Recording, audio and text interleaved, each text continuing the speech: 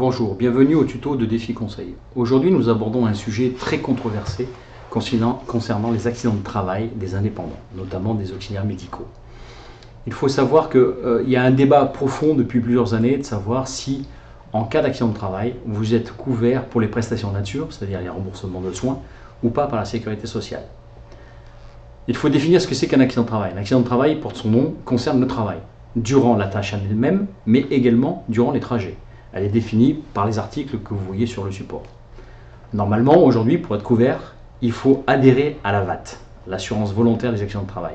Vous cliquerez sur le lien et vous pourrez avoir le formulaire, ou sur la vidéo pour une explication de ce que c'est que la VAT. Par contre, récemment, l'Institut de la protection sociale s'émeut. Alors je ne comprends pas pourquoi ils le font maintenant et qu'ils s'en émeuvent. Donc certes, pendant le confinement, il s'est passé certaines choses, mais qui sont epsilon par rapport à ce qu'il se passe réellement sur l'accident de travail. Au moins, leur intervention a permis de faire remonter cette anomalie au grand jour qu'on discute depuis de nombreuses années. Et la CPM, en ces temps difficiles, a fait le choix de tout rembourser.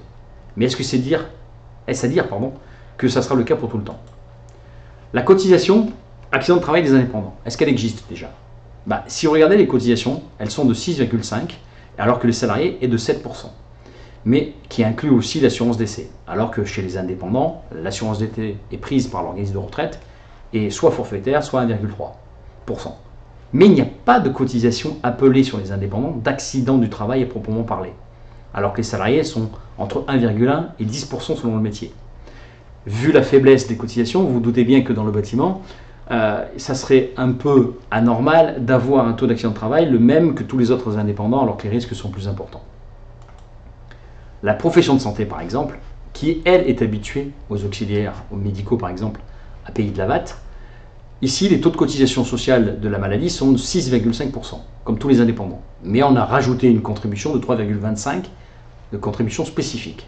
Pourquoi? Tout simplement pour les actes hors convention.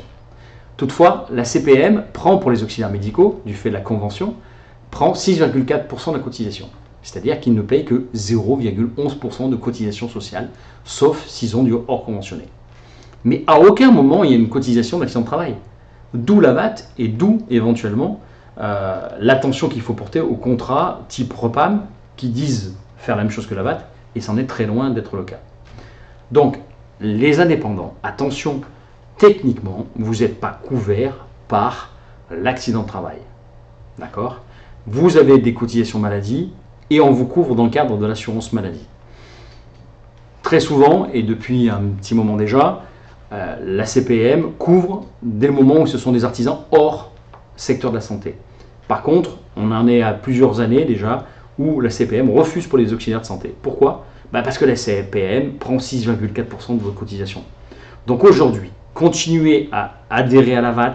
Ça offre aussi des avantages concernant des invalidités. Donc c'est quand même mieux et préférable pour vous. Les indépendants aussi, il faudrait normalement cotiser à ce genre de garantie, même si pour l'instant ça passe à la trappe. C'est un sujet à suivre et un sujet dangereux. Attention, attention, attention. On vous tiendra au courant au fur et à mesure que les choses avancent. Merci.